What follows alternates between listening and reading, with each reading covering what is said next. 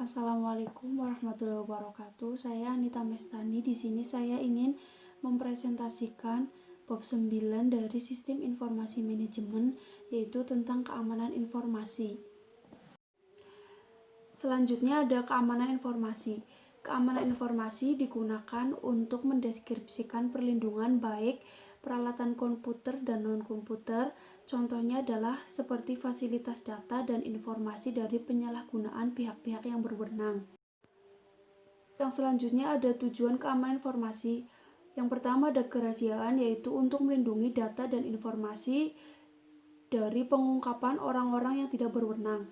Yang kedua ada ketersediaan, yaitu menyediakan data-data dan informasi untuk pihak-pihak yang berwenang untuk menggunakannya. Yang ketiga ada integritas, semua sistem informasi harus memberikan representasi akurat atas sistem yang direpresentasikan. Selanjutnya ada manajemen keamanan informasi. Manajemen keamanan informasi dibagi menjadi dua. Yang pertama adalah manajemen keamanan informasi atau Information Security Management System, adalah aktivitas untuk menjaga agar sumber daya informasi tetap aman. Yang kedua ada manajemen keberlangsungan bisnis atau Business Continuity Management, atau yang biasa disingkat dengan BCM, adalah aktivitas untuk menjaga agar perusahaan dan sumber daya informasi tetap berfungsi setelah adanya bencana. Selanjutnya ada ancaman. Ancaman keamanan informasi atau Information Security Threat adalah orang, organisasi, mekanisme atau peristiwa yang memiliki potensi untuk membahayakan sumber daya informasi perusahaan. Ancaman dapat berupa ancaman internal atau ancaman eksternal, dan ancaman yang bersifat tidak sengaja dan ancaman yang bersifat sengaja. Contoh jenis-jenis ancamannya dapat berupa virus, worm, adware, dan cyberware.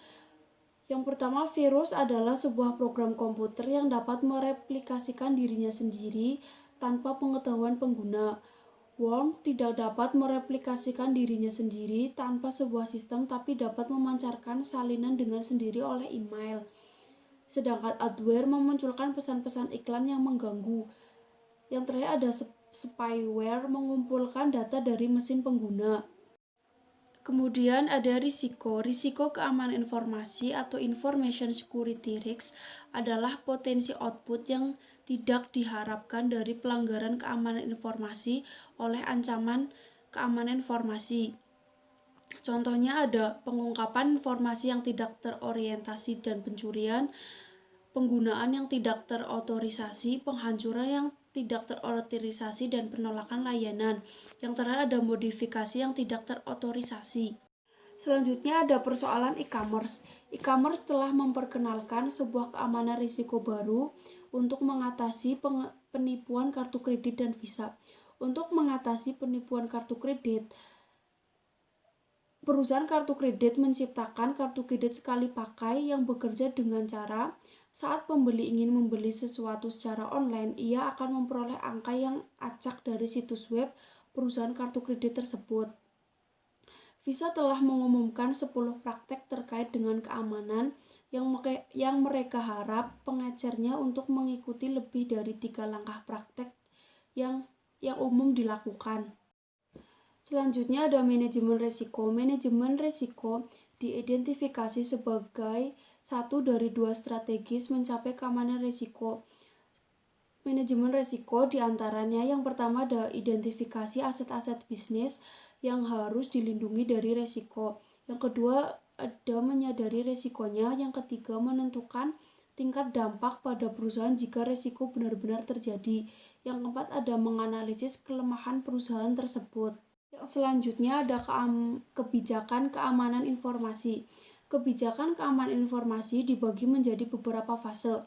Fase pertama ada inisialisasi proyek, yaitu penetapan tim proyek, komite pengawas proyek, dan keamanan. Yang kedua fase penyusun kebijakan, bersifat konsultasi kepada pihak-pihak yang berminat dan terpengaruh. Fase ketiga ada konsultasi dan persetujuan, yaitu berhubungan dengan manajemen suatu unit organisasi. Fase keempat kesadaran dan pendidikan, yang berupa pelatihan kesadaran dan edukasi kebijakan kepada unit organisasi. Fase kelima, penyebarluasan kebijakan, yaitu kebijakan keamanan disebarluaskan kepada unit organisasi tersebut.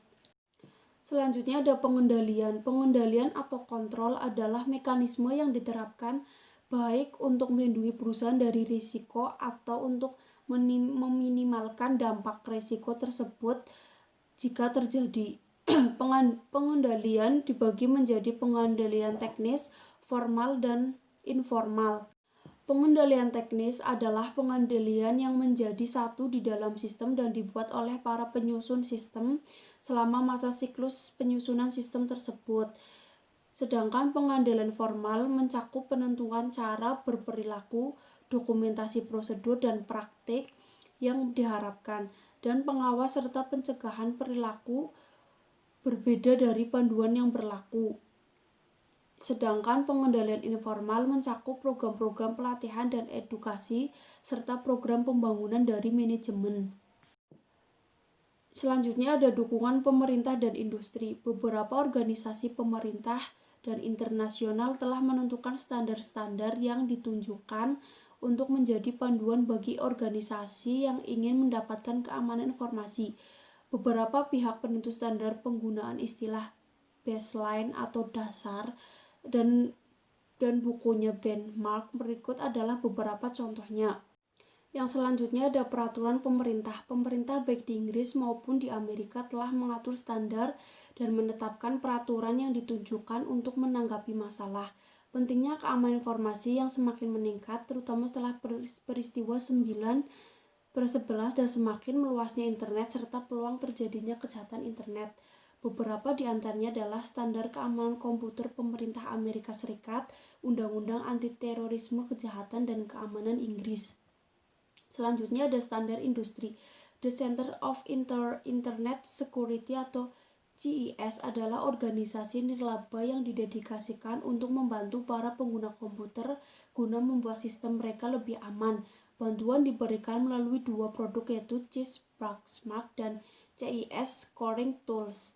Sertifikat operasional mulai tahun 1969, profesi IT mulai menawarkan program sertifikasi. 3 contoh berikut mengilustrasikan cakupan dari program-program ini. Yang pertama ada Asosiasi Audit dan Pengendalian, yang kedua ada Konsorsium Sertifikasi Keamanan Sistem Informasi Internasional. Sekian dari saya, apabila ada salah kata mohon maaf. Wassalamualaikum warahmatullahi wabarakatuh.